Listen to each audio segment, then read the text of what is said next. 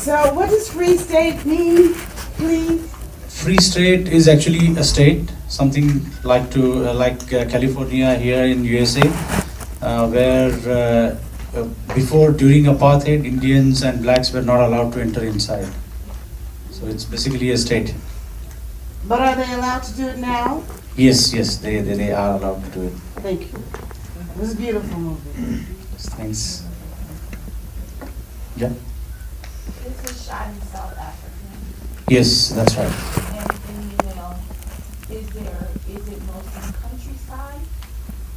It's actually multiple locations. We've been on almost like 25 different locations in KwaZulu-Natal, in Free State itself, and in Johannesburg, or maybe Gauteng area. Do you think that it would have helped embody the film more had you had more people interaction of the actual, because it just seems so wide open country.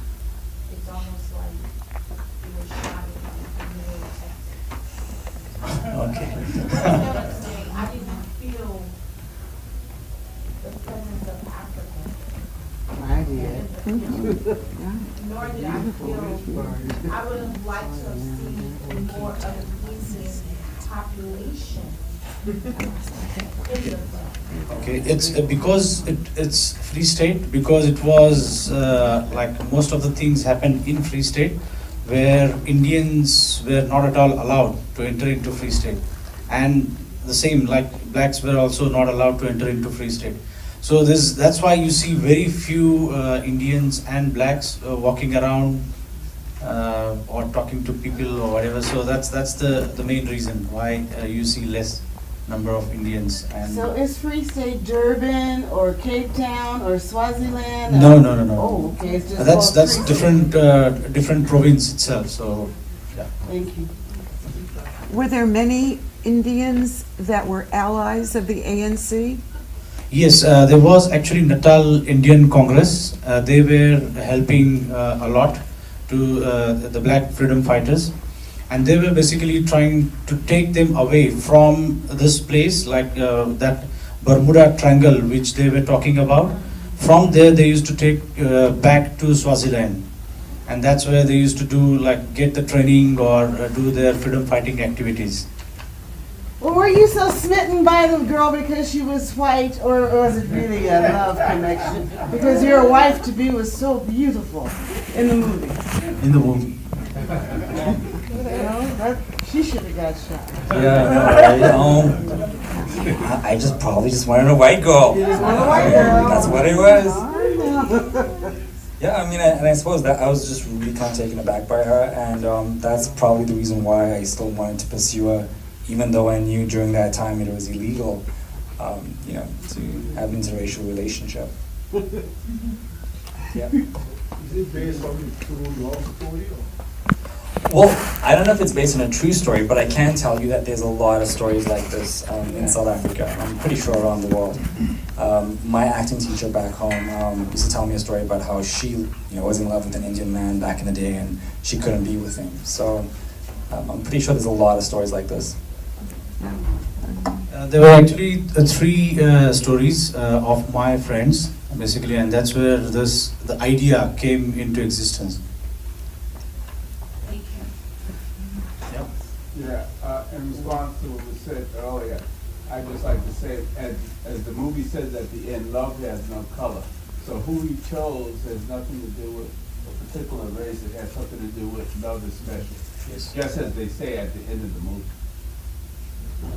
And yeah, obviously she also says that now, I guess it might happen again, so you never know. Like, yeah, go. Is there a reason why you chose Maria, who obviously from the film looks like she was suffering with vitiligo?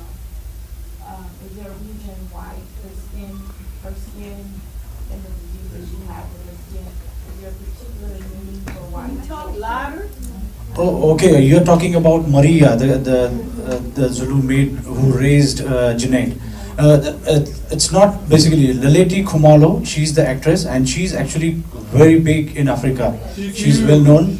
and she has that already, but it's not a particular reason. We chose her because she is amazing, she's brilliant. If you see her expressions, just like few looks which she gives, they are just amazing. There's no other the word for it.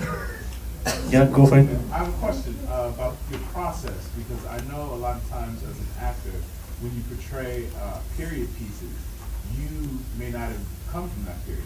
You know, so how did you personally get back to that time and embody that and do it? Yeah, I mean, that was kind of hard because, I mean, I wasn't really from that generation, really. So I was just kind of fortunate that I had a lot of help and, lots of practicing with my acting teacher. And, I'm a fairly new actor, so it was definitely kind of a learning experience, being on this film and learning as much as I could. But I tried to do as much research as I could, to kind of figure that out. But, it wasn't really as hard. I think that, we're from South Africa, and racism is a huge thing, not just there, but I suppose worldwide. And you don't have to do that much digging to find it. First of all, I want to say I think you have a very beautiful movie. I really enjoyed it, and I thought the love story. I thought the love story really worked. I'm curious if you screened it back in South Africa and what the reaction has been. Well, the theatrical release is in April this year, so we will have to get back to you on what the reaction is going to be. I'm curious about, one, also, it was a beautiful film, and it's beautiful to see South African stories told so fully, I haven't seen that story, and I'm very excited about that. I was curious about the budget for the film, and there were like these key just visual moments that I just thought were like really stunning. I'm just like, how did that happen? One was the first time that they go to the farm, and I'm like, the rain happened, and it wasn't like just rain, like whatever, but like you can see the atmosphere, because I know how KwaZulu Natal can be, like I was like, how did they plan for that?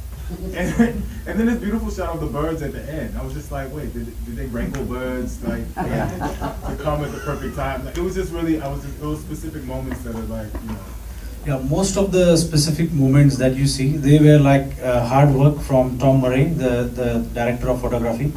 And we had like a couple of crews basically going on the location, sitting there to get the perfect shot. So literally they were sitting there for like hours to get the right kind of shot. We basically spent 3 to 4 days just like putting the angle and awaiting for those kind of brilliant moments. So that's why the last shot which you see, it was like we had several different shots.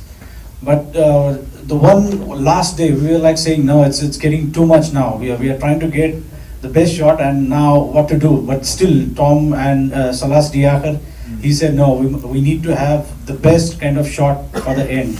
And they literally did like 4 or 5 different shots, 4 or 5 different days. Every single day, like they were setting up the camera and trying to get things. Yeah. So it was their hard work which obviously made this film really well. Like, even if it is like small little shot, but it makes you feel proud about it. So I'm definitely proud of this. We can take one more question and then we'll I don't buy that for a second, to be honest. It's Africa. There's like birds flying all over the place, so I wouldn't believe him on that. No, birds fly, but definitely, obviously, you have to catch not the right into moment. the camera. They don't fly into the camera shot. Now, all in mind, so, what are some of the challenges you guys faced on locations and just overall? There were a couple of challenges, like you see the initial shot where they were playing cricket.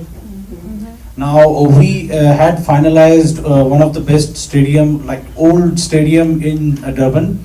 And then just 2 days before the shoot, they actually started constructing like a brand new big wall and fancy kind of like, the light towers and everything. We went there and we saw those towers, and during 1979, there were no towers and the lights. So we literally cleaned the place where we shot. We cleaned it, we put like a couple of big tractors to move the entire lawn and grass and everything, and then we shot there. So that was the biggest challenge that we had. The location was completely changed just a day before. So that was the biggest one. Yep. Just to, excuse me, just to echo, a beautiful film and very, excuse me, nuanced performances. I really enjoyed the performances. I thought they were lovely. Now, clearly, the subject of race is on your mind with this film. And with recent events in South Africa, I mean, how do you feel in terms of the landscape, the political landscape of South Africa? How do you feel things are going, and how might your film contribute to the conversation on race in South Africa currently? If you see the way things are going, it's definitely sad to some extent, but obviously, end of the day, like our idea is to make sure that we all are coming together. The idea in doing this truly cross-cultural, cross-border film is because we want to show that together, obviously, we can do certain things. So this was the representation where we are going towards new era, which has got, you know, truly multicultural, multiracial life for all of us. So obviously, like sometimes I say that you know, the future of Africa is obviously brown. So. All right, thank you all so much. You can turn your ballots in on the way out. Let's have one more round of applause. Thank you. Thanks a lot.